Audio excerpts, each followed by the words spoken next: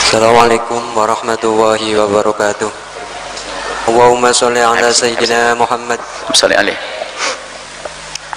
Buya, saya mau bertanya tentang dawuh ulama, man tasyarra'a bi ghairi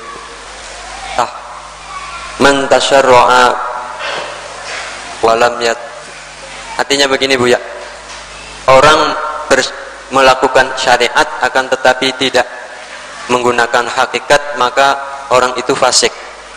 Dan kalau orang itu melakukan hakikat tapi tidak menggunakan syariat, maka orang itu dibilang kafir zindik. Yang saya mau tanyakan, kefasikan dan kekafir zindikan ini Buya, mohon penjelasannya. Assalamualaikum warahmatullahi wabarakatuh. Perkataan ulama tentang bukan hadis Nabi akan tapi maknanya benar. Ada perkataan yang masyhur di kalangan para ulama, ada orang itu sok menekuni hakikat dunia tasawuf tapi nggak belajar ilmu fikih. Tafassak man tasawwaf wa lam yatafaqqah tafassak. Wah, dia fikih zahirnya dahsyat, fikihnya hebat, fikih tapi tidak pernah membersihkan fikih batinnya, maka dia fasik, main agama. Jadi kalau cocok, cari pendapat ulama yang lainnya. Jadi kerjanya buka kitab itu bukan untuk patuh kepada Allah, hanya jadi pembenar untuk menuruti hawa nafsunya. Tafassak, fasik.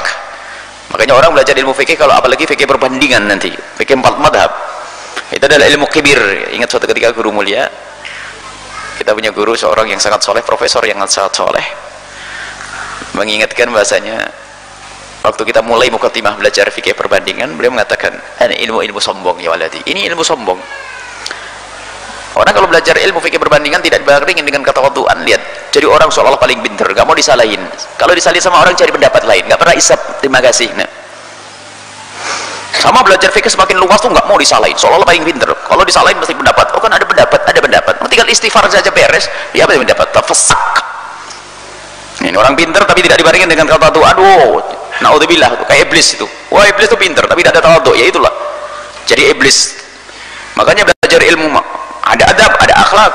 Banyak khawatir kalau ilmu zahir, ilmu fikih dan sebagainya tidak dibarengi adab. Di dalam mengambilnya pun tidak benar, karena menyampaikan tidak benar. Makanya kami himbau kalau Anda diskusi urusan agama, hendaknya tawadhu seperti Imam Syafi'i radhiyallahu ta'ala anhu. Jika aku berdiskusi dengan seseorang, maka aku berharap kebenaran ada di lidah lawanku. Takut sombong dengan ilmunya. Sekarang ada diskusi tentang fikih, tidak tahu apa namanya itu. Wah, buantang, seolah-olah kayak mujtahid, mengolah yang lainnya. Apa itu semuanya?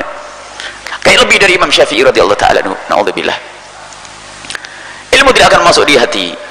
Ilmu zahir, fikih zahir itu harus ada fikih batin. Itulah yang dihadirkan oleh Imam Ghazali rahimahullah ta'ala di saat orang tenggelam, hanyut dalam arus fikih zahir, sehingga akhlak mulai berubah. Imam Al-Ghazali rahimahullah merasa untuk mengumpulkan dalam sebuah buku antara fikih zahir dibandingkan dengan fikih batin, yaitu kitab Ihya Ulumuddin, fikih lahir, fikih batin. Kalau orang tafaqquh walam tasawwuf, mempelajari fikih zahir tapi tidak dibandingkan dengan fikih batin, syariat hebat tapi tidak mencoba untuk sampai kepada hakikat menghayati dengan hatinya, maka ketahuilah dia akan menjadi seorang fasik. Begitu juga orang yang tasawuf, mempelajari ilmu batin toh, ilmu hakikat toh, tapi nggak mau dengan syariat, tazandak, kafir batinnya, zindik. Suruh sholat, ngentengin sholat, ngentengin ini, seolah sudah sampai kepada Allah Subhanahu wa ta'ala. Adapun istilah-istilah selama ini kita sebut istilah hakikat, thariqah, syariat itu mau disebut para ulama bahkan untuk dipisah. Maka mulai memisahkan pasti dia orang sakit, gila dia. Berbuat baik itu ada lahir, ada batinnya, jasad ada rohnya, ada amal zahir, ada makna batinnya. Batinnya adalah ikhlas. Orang hanya ngurusi hakikat, saya sudah sampai hakikat, nggak pakai syariat, sakit ente. Nggak akan sah, nggak ada hakikat kecuali ada syariat. Ada hakikat harus melalui syariat. Ikuti syariat yang benar baru kau sampai hakikat. Ini ada orang baru saya sudah sampai hakikat. Suruh sholat Jumatan gimana? Oh, itu bagi mubtadiin, pemulaan. Saya kan sudah sampai kepada Allah. Saya sudah dengan Allah setiap saat. Ini pak tasawuf palsu itu. Sufi-sufi gadungan itu yang merusak ahli tasawuf itu. Nabi Muhammad SAW sumber hakikat. Bagaimana sholatnya beliau? Beliau tidak pernah meninggalkan sholat wajib. Akhlak beliau sangat bagus dengan orang luar biasa. Kalau sholat sampai kakinya bengkak, itu bekas sholatnya tawarramat qadamah. Lah ini orang ngaku pengikut Nabi, sudah gitu ngaku wali, ngaku setiap malam ketemu Rasulullah, ngaku sampai hakikat, nggak pernah syariat. Mau kemana inti? Naik perahu di daratan itu, pengen sampai kepada Allah tapi tidak pakai kendaraannya. Syariat ini kendaraannya sukunya, rohnya. Jadi ada syariat, tarekoh, hakikat, satu kesatuan yang tidak bisa dipisahkan. Jadi cuman dalam dunia tasawuf itu dibahas itu bukan untuk dipisahkan. Syariatnya adalah kalian harus belajar fikih yang benar, ilmu wudu dan sebagainya. Kemudian setelah itu tarekoh itu mujahadah. Kita harus tahu hakikat puasa itu menjauhkan diri dari hawa nafsu, tidak nuruti hawa nafsu, memilah dari yang halal, buang roti-rotimu di kulkasmu sendiri, yang punya juga kamu tidak boleh makan. Latihan itu mujahadah. Nanti di luar puasa pun demikian, selagi bukan hartamu jangan kau ambil. Hakikat pakai duitnya orang bla bla bla bla. Makanya Pak, tasawuf palsu itu yang merusak tasawuf sufi itu. Pakai hakikat tapi nggak benar dengan syariat. Nah, syariat harus orang megang syariat. Kafir kalau tidak punya syariat, nggak dianggap. Orang nggak bersyariat kafir. Nggak usah ngaku waliullah, nggak ada. Ada orang yang mengaku sampai kepada Allah bahwa kisah-kisah ahli hakikat yang dohirnya adalah kafir. Contohnya apa? Hallaj di Indonesia, Syekh Siti Jenar dan sebagainya. Hallaj, tahu tidak ceritanya Hallaj? Hallaj itu dipenggal oleh orang-orang ulama pada saat itu, waktu mengatakan ma fi jubati ilallah. Jadi dia adalah sampai kepada hakikat, tapi syariatnya nggak benar, lahirnya salah. Secara lahir dia melanggar syariat, mengatakan di jubahku hanya Tuhan Allah, berarti seolah-olah mengatakan dirinya Allah. Bagaimana disalahkan oleh pedang syariat, oleh para ulama disalahkan, dipenggal lehernya. Saya terus tegak, biarpun ternyata katanya itu darahnya mengalir mengucapkan la ilallah, baru setelah itu dibangun khusnudan. Berarti mungkin Hallaj waktu itu tenggelam dalam cinta kepada Allah sampai gak sadar. Dia waktu mengucapkan kayak gitu mungkin gak sadar. Jadi bukan karena mengatakan dirinya Tuhan, bukan. Namanya fana dalam kerinduan kepada Allah subhanahu wa ta'ala. Jadi mungkin ada orang yang secara lahir melakukan kemaksiatan kayak Hallaj tapi waliullah, ada. Tapi siapa ini? Ya Hallaj. Kalau orang zaman sekarang ngaku melanggar syariat, kemudian dia ngaku wali, ya bisa kita katakan wali, tapi penggal dulu lehernya dia. Penggal lehernya, kalau nanti la ilaha illallah tak kunjungi kuburnya, begitu. Nah aja akhir zaman, mentang-mentang bapaknya si wali besar, anaknya malas gak pernah ngaji ini.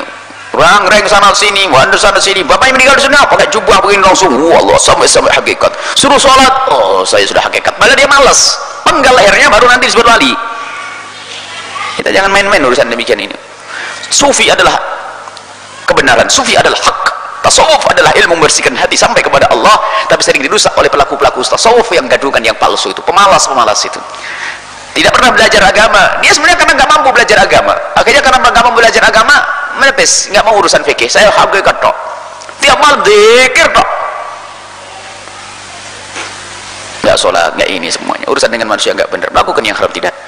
Jadi kalau mendengar pembicaraan tentang hakikat, tarekat, syariat, tarekat dan hakikat, itu satu kesatuan yang nggak bisa dipisah. Kalau gambaran sederhana begini, kalau anda sholat, maka anda harus ada sholat, rukun-rukunnya harus ada.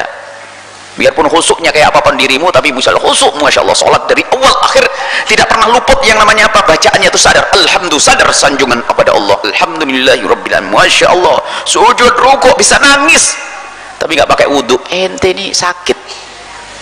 nggak pakai syariat ini, nggak sah.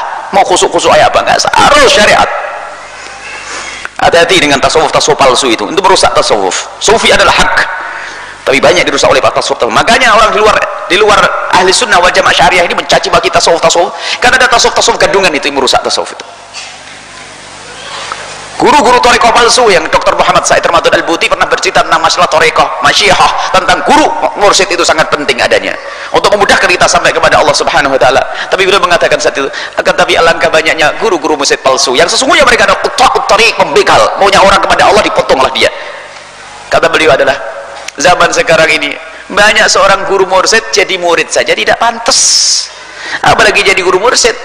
Sementara syaratnya seorang mursyid adalah seperti di dalam Syekh Sulaiman Al-Qurti dalam pungkasan kitab Tanwirul Qulub misalnya, seorang sufi besar beliau, hakikat, sampai kepada ilmu hakikat beliau menjelaskan syarat mursyid ayakuna aliman bi furu'i syariati, syaratnya guru torekoh itu mursyid harus alim urusan syariat. Wahada al-Ustadz Al-Bahlul jadi guru torekoh, proses problem. Lah ini ada kata Dr. Muhammad Said Ramadan Al-Butifin, harus alim bi furu'i syariati, ngerti tentang hukum-hukum halal haram. Karena apa? Dia akan membawa umat, akan membimbing. Lah orang buta tidak akan bisa membimbing, orang yang tidak tahu jalan tidak akan bisa membimbing, yang tahu dia tidak tahu halal haram akan membawa orang kepada kebenaran. Maka hati-hati, tasawuf adalah hak, dan kami selalu serukan kepada siapapun harus waspada dengan penjahat-penjahat tasawuf. Itu adalah orang merusak agama pakai baju kita. Tasawuf adalah dari masa ke masa hebat. Imam Ghazali sendiri adalah seorang sufi besar, agungkan tasawuf. Dan istilah tasawuf pun tetap kami pertahankan. Kami tidak ingin merubah istilah tasawuf dengan istilah yang lainnya. Apakah tazkiyatun nufus, tathhirul qulub, tidak. Kami ingin tetap mempertahankan istilah tasawuf. Saya ingin menjadi seorang sufi. Kenapa? Di sana ada orang memerangi tasawuf. Sebab istilah tasawuf sudah mengakar dari masa ke masa. Ada pun istilah itu memang tidak pernah diucapkan Nabi. Banyak istilah yang dipakai hari ini tidak diucapkan oleh Nabi. Istilah ilmu usul fikih, ilmu akidah, nggak pernah Nabi menyebutkan itu. Ilmu sorof, ilmu nahwu nggak ada. Nabi baru ada ilmu nahwu, nggak ada. Tidak penting masalah istilah, yang penting isinya. Ilmu tasawuf adalah ilmu membersihkan hati. Sehingga sebagian orang ingin merubah dengan istilah tathhirul qulub. Boleh merubah dengan istilah tathhirul qulub, tapi istilah tasawuf jangan ditinggalkan. Karena apa? Dari masa ke masa sudah biasa orang dengan istilah tasawuf sufi. Tinggal kalau memang ada penjahat-penjahat tasawuf, ya begini loh dijelaskan ada penjahat tasawuf. Guru mursyid itu diambil, itu kemursidan itu diambil dengan cara yang luar biasa. Bukan sekedar bapaknya mati langsung anaknya nengkreng jadi guru mursyid, nggak begitu. Nggak begitu. Nah, kalau guru mursyid palsu ya bisa begitu. Kau senang jadi guru mursyid? Iya, senang jadi guru mursyid. Banyak muridnya nanti datang bawa beras, bawa pisang, bawa. Oh, ini merusak. Kita menemukan bahasanya ada beberapa orang jauh dari Allah Subhanahu wa taala secara syariat bagaimana dikatakan sebagai guru mursyid. Hati-hati. Semoga Allah menjaga kita semuanya.